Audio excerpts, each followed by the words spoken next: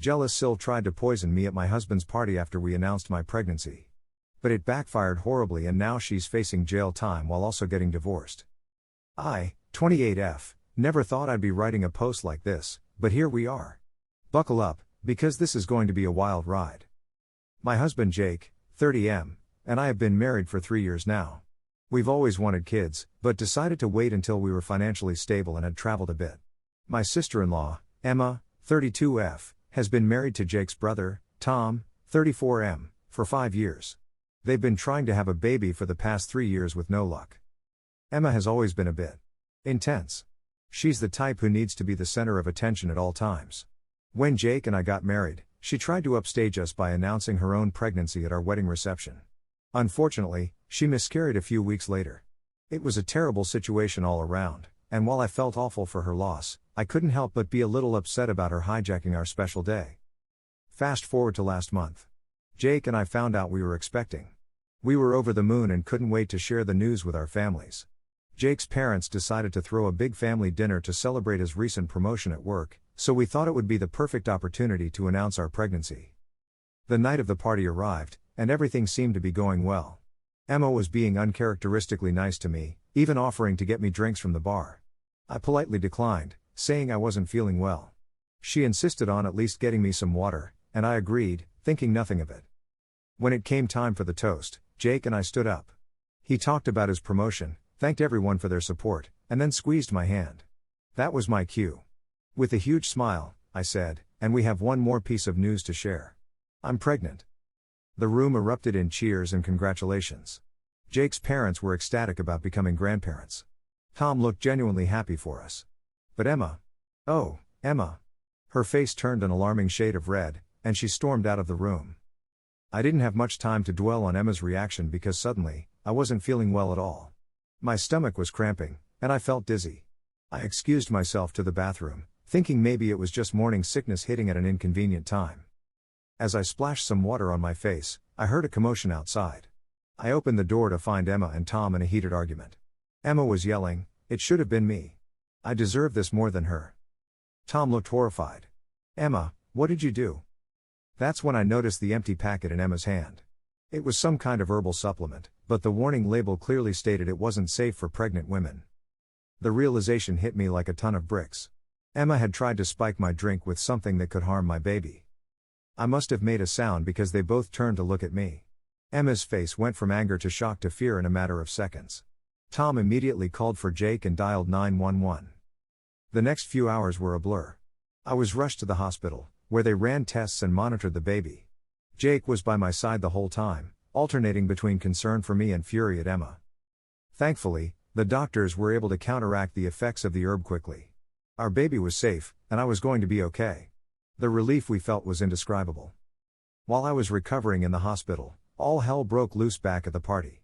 Tom, who had always stood by Emma despite her difficult personality, was absolutely livid. He confronted her in front of the entire family, demanding to know what she had been thinking. Emma, realizing the gravity of what she'd done, broke down. Between sobs, she confessed that she had been so consumed by jealousy and resentment that she'd convinced herself I didn't deserve to have a baby when she couldn't. She claimed she only meant to make me sick enough to ruin my moment, not to actually harm the baby. But as Tom pointed out, her actions could have had devastating consequences. The police arrived shortly after, having been called by both Tom and Jake's parents. Emma was arrested on the spot, charged with attempted assault and endangerment of an unborn child. The look on her face as she was led away in handcuffs is something I'll never forget, a mixture of shock, fear, and the dawning realization that her actions had just destroyed her life. The following days were a whirlwind of police statements, medical checkups, and family drama. Jake was my rock through it all, barely leaving my side and fiercely protective of both me and our unborn child. His parents were horrified by Emma's actions and assured us they would support us through the legal process. Tom, on the other hand, was a wreck. He came to visit me in the hospital, looking like he hadn't slept in days. He apologized profusely for Emma's behavior, even though none of us blamed him. That's when he dropped another bombshell: he was filing for divorce. "I've put up with a lot over the years," he told us, his voice heavy with emotion. "The constant need for attention, the mood swings, the competitiveness. But this is unforgivable. I can't be with someone who would endanger an innocent child out of spite." As news of what happened spread through our extended family and friend circle, the support we received was overwhelming. People were sending messages of love and offering help in any way they could. But there were also whispers and gossip, with some people taking sides and others simply reveling in the drama. Emma's parents, who had always coddled her, tried to downplay the situation. They suggested that pregnancy hormones might have made me overreact to what was probably just a misunderstanding. Jake shut that down real quick, telling them in no uncertain terms that their daughter had committed a serious crime and nearly harmed our baby. Needless to say, family gatherings are going to be pretty awkward for the foreseeable future. As for Emma, she was released on bail after a few days, with strict conditions including no contact with me or Jake. Her trial is set for next month, and from what we've heard from Tom, she's finally starting to grasp the seriousness of her actions. Her lawyer is apparently trying to negotiate a plea deal, but the prosecutor is pushing for jail time given the premeditated nature of the attack. Tom has been keeping us updated on the divorce proceedings. It turns out that Emma's obsession with having a baby had put a massive strain on their marriage over the years. She had maxed out credit cards on fertility treatments without telling him and had even been considering some ethically questionable options for getting a baby. The attempted poisoning was the last straw, but Tom admitted that their marriage had been on shaky ground for a while. Now, here we are, 3 weeks after that fateful dinner party. I'm feeling much better physically, and our little bean is growing right on schedule. Jake and I have decided to find out the gender, partly because after all this stress, we just want something positive to focus on. We had our 20-week scan yesterday, and I'm thrilled to announce that we're having a little girl. Despite everything that's happened, we're choosing to focus on the joy of bringing this new life into the world. As for Emma, her life has completely unraveled. Her trial was last week, and it was intense, to say the least.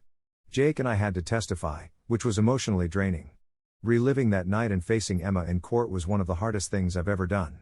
The courtroom was packed, and I could feel everyone's eyes on me as I recounted the events of that terrible night. Emma sat there, her face a mask of regret and fear, but I couldn't bring myself to meet her gaze. Emma's lawyer tried to paint her as a victim of mental illness, arguing that her struggles with infertility had pushed her to a breaking point. They brought in a psychologist who testified about the severe emotional toll of infertility and how it can lead to irrational behavior. The expert spoke at length about the depression, anxiety, and sense of loss that often accompany infertility, suggesting that Emma's actions were a cry for help rather than a malicious attack. But the prosecution wasn't having it.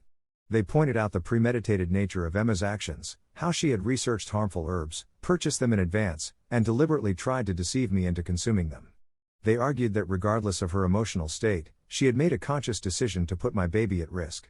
The prosecutor's closing argument was particularly powerful, reminding the jury that intention matters in the eyes of the law, and that Emma's jealousy could have resulted in tragedy. The jury deliberated for 2 days, which were some of the most anxiety-filled hours of my life. When they finally returned with a verdict, the tension in the courtroom was palpable. In the end, they found Emma guilty on all charges. I heard gasps from Emma's parents behind me, and Tom, sitting a few rows back, let out a deep sigh that seemed to carry all the pain and disappointment of the past few months.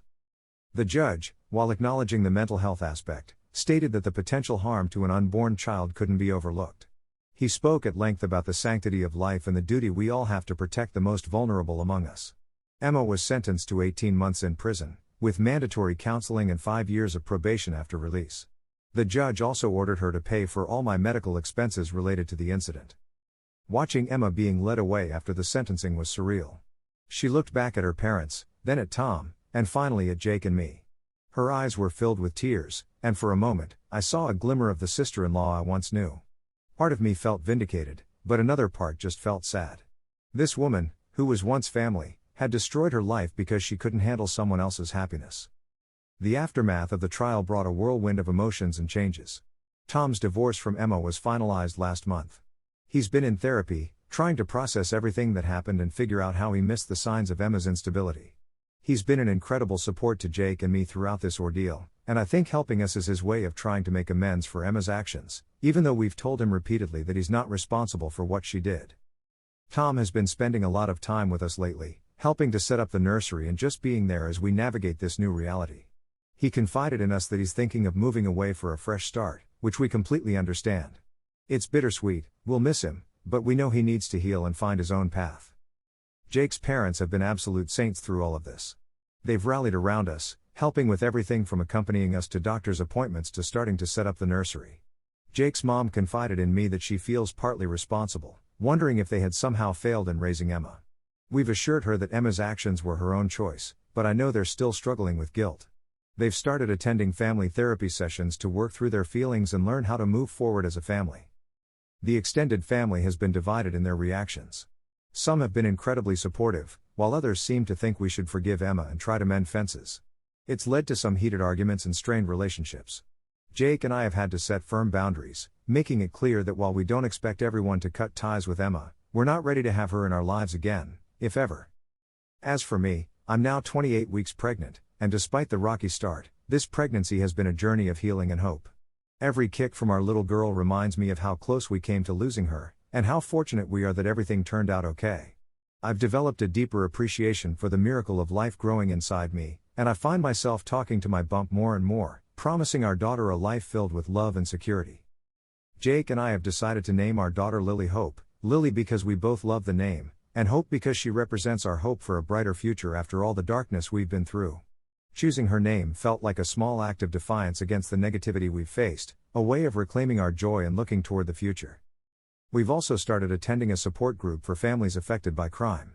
It's been incredibly helpful to connect with others who understand the complex emotions we're dealing with, the anger, the fear, the guilt, and the struggle to move forward. Hearing other people's stories of resilience and recovery has given us strength and perspective. It's also helped us realize that healing is not a linear process, and it's okay to have good days and bad days. One unexpected outcome of this whole ordeal is that it's brought Jake and me even closer together. Facing this crisis as a team has strengthened our bond in ways I never imagined. We've had deep conversations about our values, our fears, and our dreams for our family. We're more committed than ever to creating a loving, stable home for our daughter. We've started having regular check-in dates where we talk about our feelings and support each other through this emotional roller coaster. We've also made some big decisions. We're moving to a new house in a different neighborhood, partly for a fresh start and partly because our current place holds too many painful memories. The process of house hunting has been a welcome distraction, and we're excited about creating a new home for our growing family. We're also both in therapy, working through the trauma of what happened and preparing ourselves emotionally for parenthood. Our therapist has been helping us develop coping strategies for when the memories of that night resurface, and teaching us how to communicate our needs effectively. As my due date approaches, I find myself reflecting on this incredible, terrifying journey. What Emma did was unforgivable, and the consequences of her actions will ripple through our family for years to come. But I refuse to let her actions define my pregnancy or my daughter's entry into this world. Instead, I'm choosing to focus on the overwhelming love and support we've received from our true family and friends. I'm focusing on the miracle growing inside me, on the future we're building, and on the strength Jake and I have found in each other. We've started a pregnancy journal, documenting not just the physical changes but also our emotional journey. I want Lily to know one day that even before she was born, she was surrounded by love and protected fiercely. We've also decided to become advocates for maternal health and safety. We're working with a local organization to raise awareness about the importance of protecting expectant mothers and their unborn children.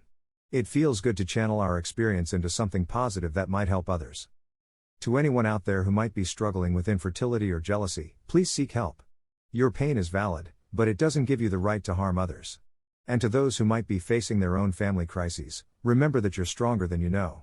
Lean on your loved ones, seek professional help if you need it, and know that even in the darkest times, there's always hope. As for us, we're looking forward to meeting our little Lily Hope in about 12 weeks. After everything we've been through, holding her in our arms will be the sweetest victory.